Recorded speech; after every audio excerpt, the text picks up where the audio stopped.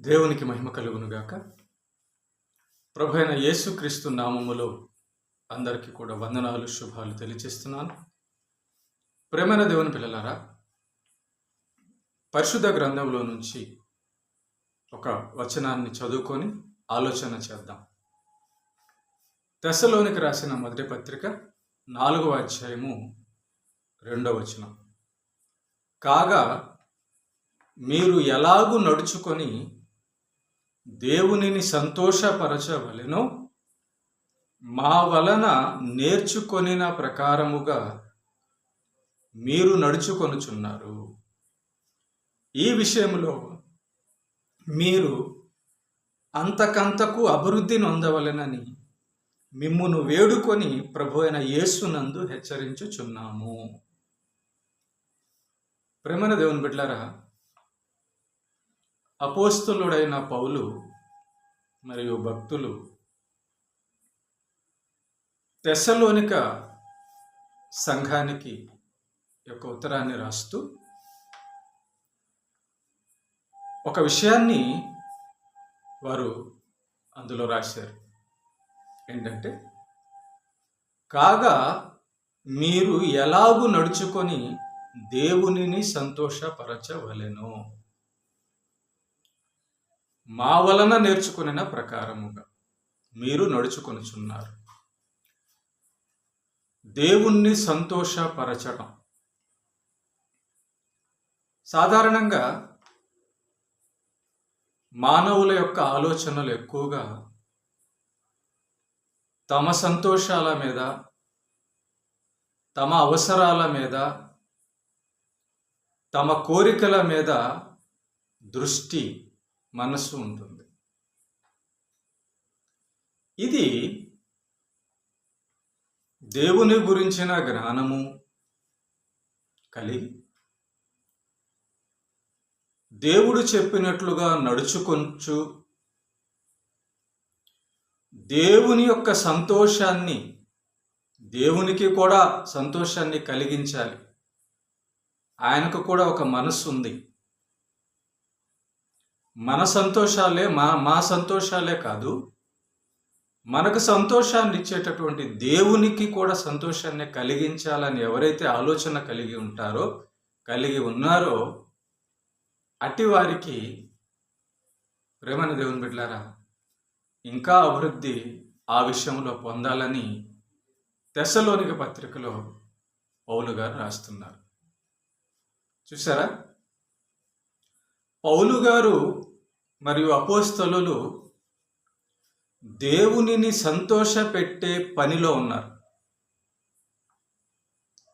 తమ సంతోషాల కంటే దేవునిని సంతోషపెట్టడం కొరకు అవసరమైతే బాధ అయినా, హింసమైన, రోగమైన, మరణమైన పొంది దేవుణ్ణి సంతోషపెట్టడం, దేవుణ్ణి మహిమపరచడము వారి యొక్క ఆలోచన, వారి యొక్క సంకల్పమై ఉన్నది.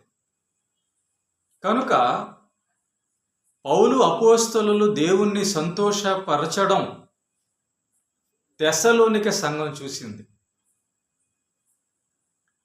ఎలాగో దేవుణ్ణి సంతోషపరచాలో పౌలు భక్తుల యొక్క జీవితాలు చూసి తెస్సలోనిక సంఘం నేర్చుకున్నది. నేర్చుకోవడమే కాదు, చూడడమే కాదు, వారును కూడా అలాగా దేవుణ్ణి సంతోషపెట్టడం నడుచుకున్నారు.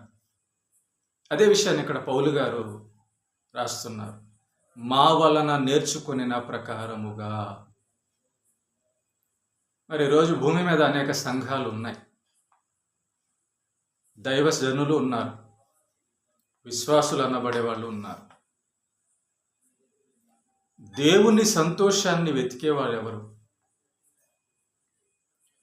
దేవుణ్ణి సంతోషపెట్టే కార్యాలు చేస్తున్నందువలన అనేకులకు మాదిరులుగా నిలబడేవాళ్ళు ఎవరు? ఆనాటి భక్తులు, ఆనాటి అపోస్తలులు ఈ పనే చేశారు. దేవుణ్ణి సంతోషపెట్టే పని. ఆత్మీయంగా దేవుని మనస్సును ఎరిగిన వాడు ఎరిగిన భక్తుడు చేసే పని ఏంటంటే దేవుణ్ణి సంతోషపెట్టడం. దేవుడు దేంట్లో సంతోషపడతాడు? మనం ఇచ్చే డబ్బులు ఆయన్ని సంతోషపరుస్తాయా? మనం ఇచ్చే బంగారం ఆయన్ని సంతోషపరుస్తుందా? మనం చేస్తున్న ఉద్యోగం ఆయన్ని సంతోషపరుస్తుందా? మన అందము, బలము, మన బిల్డింగులు, మన వాహనాలు, మనకున్న భూమి మీద ఉన్నవి దేవుణ్ణి సంతోషపరుస్తాయా? కావు, అవి కావు. దేవుణ్ణి సంతోషపరచడం ఎలాగో, దేని వలన దేవుడు పడతాడో అక్కడే పౌలు గారు రాస్తున్నారు. చూడండి, కాగా మీరు ఎలాగూ నడుచుకొని దేవునిని సంతోషపరచవలెను. దేవుడు సంతోషపడేది ఒకని నడవడిక చూసి, ప్రవర్తన చూసి అంట. ఎలాంటి ప్రవర్తన ఒకనిలో చూసినప్పుడు దేవునికి సంతోషం కలుగుతుంది? ఆయన పరిశుద్ధుడు గనుక, ఆయన నీతిమంతుడు గనుక, ఆయన యథార్థవంతుడు గనుక,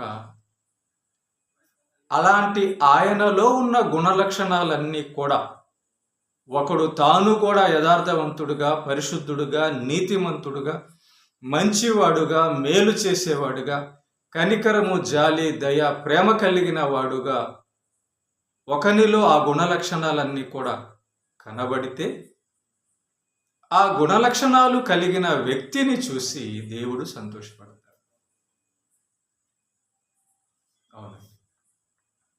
కనుక పౌలు అపోస్తలులు ప్రభు అయిన యేసుక్రీస్తు యొక్క గుణలక్షణాలు వారిలో కనపరిచారు. ఆ యొక్క గుణలక్షణాలు తెస్సలోనిక సంఘం చూసింది. కనుక తెస్సలోనిక సంఘం కూడా దేవుణ్ణి సంతోషపెట్టడం మొదలుపెట్టింది. ప్రేమన దేవుని బిడ్డలారా, ఈ లోకములో శరీరము అల్పకాలము, ఈ లోకపు జీవితము అల్పకాలము, ఈ లోకములో మనకున్నవన్నీ కూడా అల్పకాలము.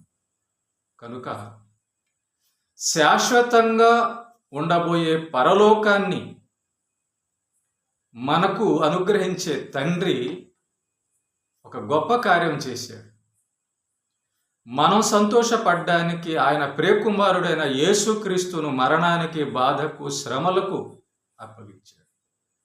ఆయన బాధపడి మనకు సంతోషాన్ని, విమోచనను అనుగ్రహించాడు.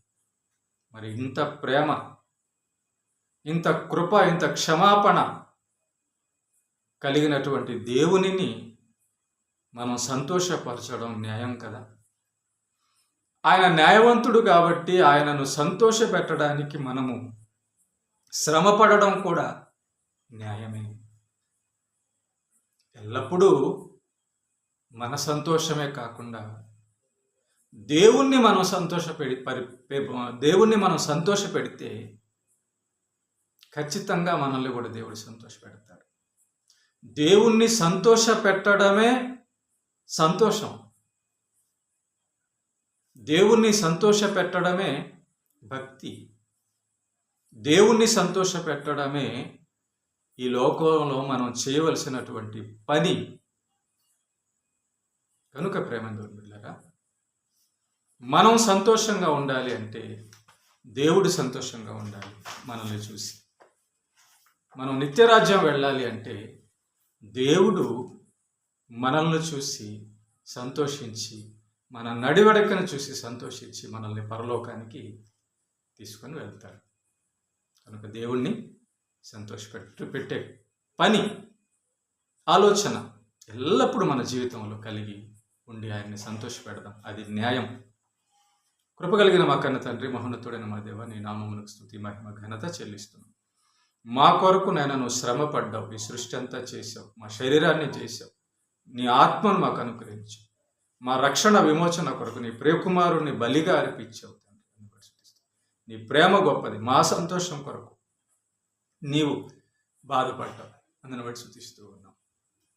అయ్యా, నిన్ను సంతోషపెట్టే భాగ్యము, నిన్ను సంతోషపెట్టే పని, ఆలోచన ఈ వాక్యం వింటున్నా మా అందరిలో ఆయన ఎల్లప్పుడూ ఉండునట్లుగా, ఆ కార్యము దినదినం అభివృద్ధిగునట్లుగా, నిన్ను సంతోషపెట్టడానికి ఈ జీవితము సమయము వాడబడినట్లుగా అందరినీ దీవించమని, అందరికి ఆత్మీయ ఆశీర్వాదము ఆరోగ్యము దయచేయమని క్రీస్తుపేట ప్రార్థిస్తున్నాం. ఆమేన్.